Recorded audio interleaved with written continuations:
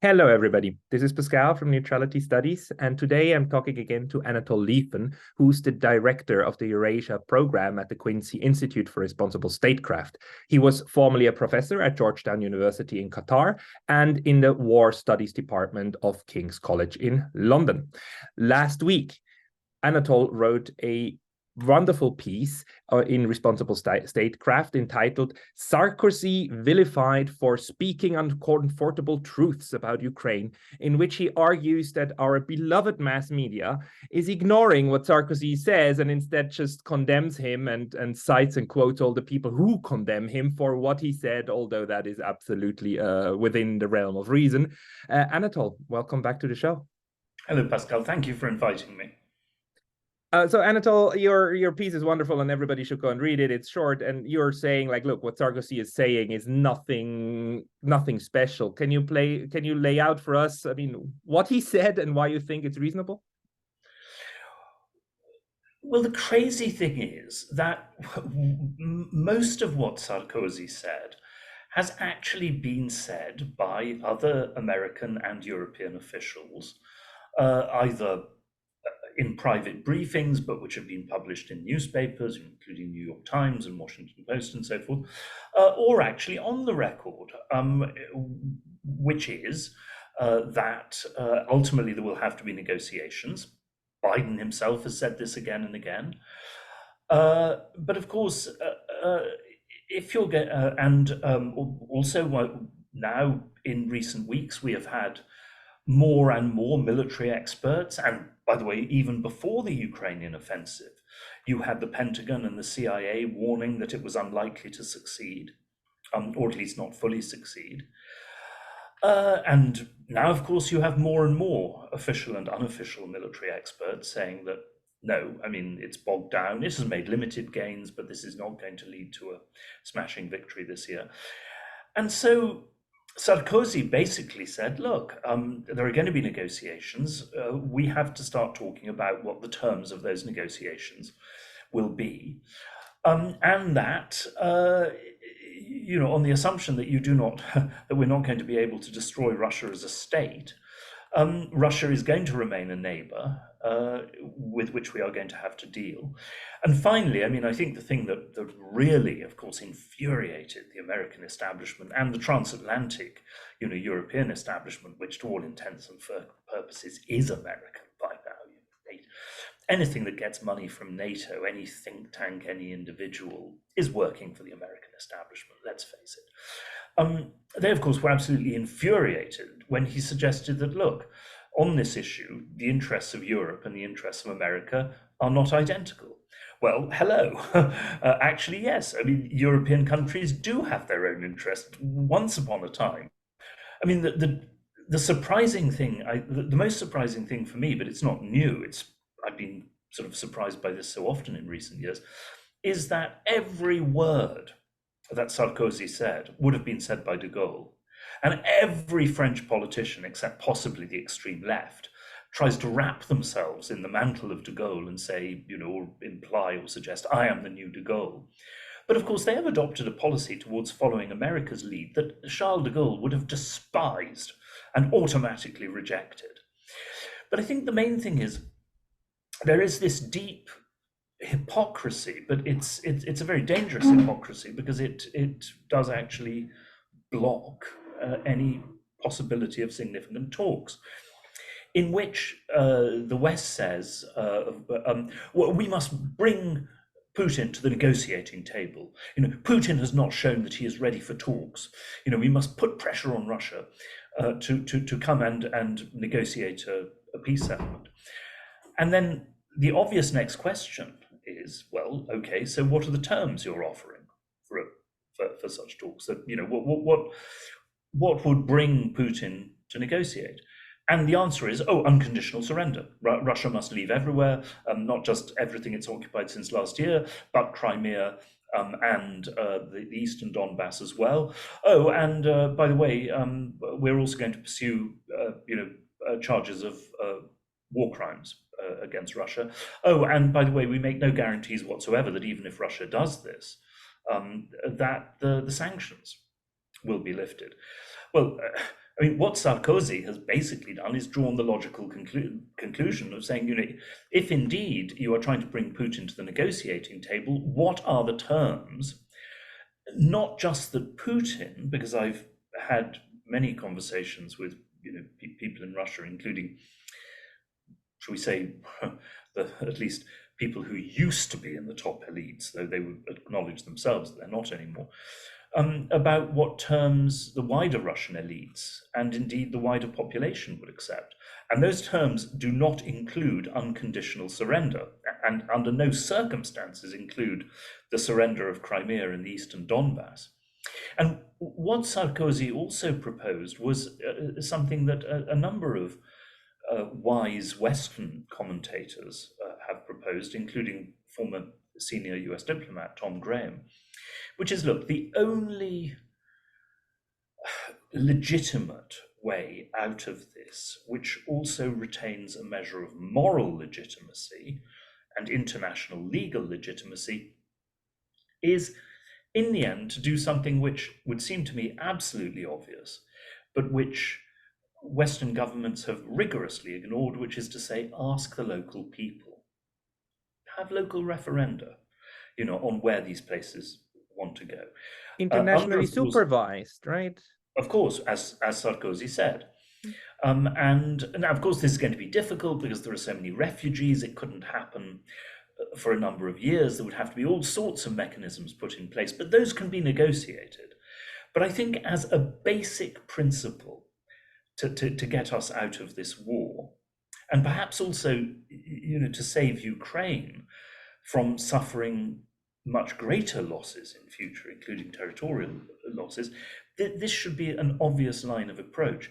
Now, I fully understand why the Ukrainian government and a great many Ukrainians, I don't think it is possible to say with any confidence exactly the balance of opinion within Ukraine in present circumstance. But I understand why the Ukrainian government rejects this.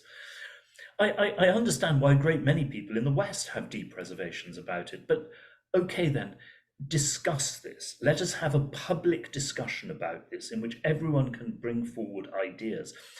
Do not take one of basically the only two really significant national figures who has actually proposed a concrete way out and refuse, even to talk about his ideas on the supposed grounds that he is a traitor and a Putin agent and all this kind of thing. This is not a democratic debate. And it's certainly not a debate which is in any way useful for anybody involved, including Ukraine. No, it's not a useful debate. What this is just the logic of war, right? That makes sure that people, that their minds are captured in a very narrow net and make sure that they're directed towards more death and destruction to the enemy, even at the price of your own death and destruction, and certainly at the price of the Ukrainian death and destruction, right? This is what war does to people. This is why I think Europe is mentally at least at war. That's for utterly sure. Now, the thing is, the reason why the Western elite wouldn't say okay to local referendums is probably because we know that the whole part in the East is way more drawn towards Russia. And a viewer of this channel sent me a very interesting map of the 2014 election, the electoral map of not 2014, sorry, 2010, when Yanukovych was elected, and you can see the split in Ukraine, which is highly geographical. Now, we don't know if this would turn out again this way, but it would be obvious that probably at least Crimea and large parts of the Donbass would vote for being with Russia, and that is something that Western leaders say. So therefore, these populations don't get a vote, or how do you see that? Well, I think that's right. But on the other hand, I was in Ukraine in March, and I stayed for 10 days in Zaporizhia. I hadn't intended to stay that long. I ended up in hospital as a result of an accident. But as a result, I got the chance of having long conversations, of course, all off the record, because mostly people would not talk on the record, with nurses, doctors, fellow patients, and so forth. And Zaporizhia, the city on the Ukrainian side, the province in the south is held by Russia. Well, I mean, there was considerable discontent with the government in Kiev, and certainly with some of its ethno-nationalist policies, language policies, and so forth. But I did find that attitudes to Russia and the Russian state, the Russian government and the Russian army, had shifted very, very considerably from when I visited these areas before the war. Not necessarily to the Russian people, because of course there was only one person who I met in all those 10 days who was not actually, in terms of ethnicity, a mixture of Ukrainian and Russian in Zaporizhia. But the thing is, even though the bombardment of Zaporizhia by Russia has not been very intense, nonetheless, it's been quite continuous, and quite a lot of people have been killed. And of course, after spending a year, as it was then, being bombarded by Russia, doesn't make you love the Russian state or the Russian Air Force. Well, my impression was that in these areas of eastern Ukraine, that if you had an honest referendum, probably, in my view, having been there, you would get a large majority vote to stay with Ukraine in these areas. But on the other hand, in the eastern Donbass, which has been quasi-independent since 2014, that has been even more intensively bombarded by Ukraine over a longer period, with, nobody's exactly sure, but somewhere between 12 and 20,000 civilians killed over the years. Well, by the same token, I would be very doubtful if that has made people there love Ukraine and the Ukrainian armed forces and wish to return to Ukrainian rule. Crimea, of course, has also been more likely bombarded, but Crimea, was also subjected to a Ukrainian water blockade, which one can imagine, if the Ukrainians reconquer the land bridge to Crimea, they will reinstitute the water blockade. So it cuts both ways. I mean, undoubtedly, the Russian has bitterly alienated many people in Ukraine who were previously sympathetic to Russia. But Ukrainian, behavior over the past 8 years has alienated a lot of people in the eastern Donbass who previously, I think, from my travels and researches, would have accepted, if the Ukrainians had offered it, autonomy within Ukraine. I am doubtful that they would accept that today. Yeah.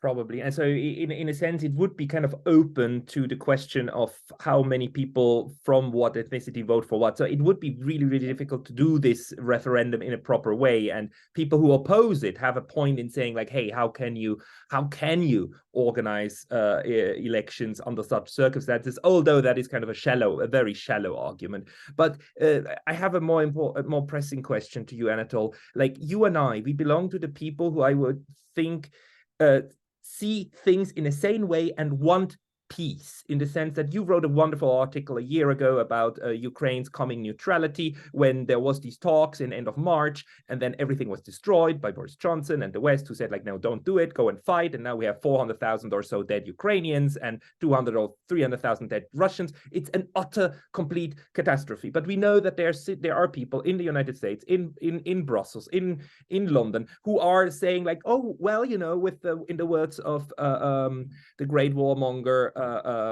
Madeleine Albright, it's worth it. So how is it that that still, like, so large parts of the European population and the American population are still caught in that it's worth it, or don't see that this is what the game is? Well, in military circles and all these, security analysts linked to the military in Europe as well as in America, or I would say in the Americanized European security establishments, there is this, absolutely deeply rooted zero-sum thinking. And they've now classified Russia as an enemy. Many of them have done so, by the way, for many years. I mean, many of them never. I was in America in the 1990s in Washington, and I remember when I first came in as a visiting fellow in 1996 at the U.S. Institute of Peace. And after a few weeks, I wrote to my brother saying, you know, this town is still full of people who have this pathological hatred of Russia. You know, and despite the end of the Cold War, despite, you know, the Soviet Union ceasing to exist, they hate Russia. They really want Russia as an enemy. And if this goes on indefinitely, there will be a war. And I said this 27 years ago. I was right. There has been a war. But there is now, and you see this, you know, from all these generals writing, that there is this belief that it is simply a good thing to wear down Russia, to weaken the economy, to kill Russians, irrespective of how many Ukrainians die in the process, or the economic damage to Europe, or the damage, you know, to wider Western interests in the world, including, of course, the issue of climate change. It's just this belief that anything that damages Russia must be good.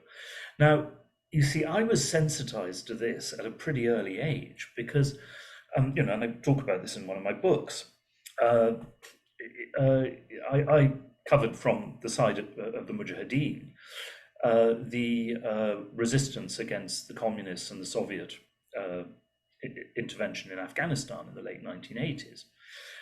And by late 1988, it was clear that the Soviets were withdrawing. It was also entirely clear that the Mujahideen were bitterly hostile to each other, and that, you know, their takeover was going to be a catastrophe for Afghanistan. And a colleague, Kathy Gannon of Associated Press, and I cornered at a diplomatic party. I think he was the head, or was he the deputy head of the US Information Service in Islamabad. We had a pretty good idea of what that meant. And we said, look, you've won. The Soviets are leaving. All this stuff about the Soviet Union marching to the Persian Gulf is over. Gorbachev is, you know, seeking agreements with the West and reforming at home. Why still pouring guns and money to the Mujahideen, who we all know are a dreadful collection, you know, with deeply retrograde cultural attitudes, you know, basically the fathers of the Taliban, and also who threatened chaos to Afghanistan. And we pushed him back and pushed him back. And in the end, he said, look, Soviet withdrawal is not enough. We want total humiliation. We're going to do to them, you know, what they did to us in Vietnam. This is not about Afghanistan. And we said, and it's not about the Afghan people either. And he said, basically, no, who gives a shit? It's so absolutely dreadful that well, that the terrible thing is that they don't learn, because you know, they of course, what happened in Afghanistan as a result was a catastrophe for everybody.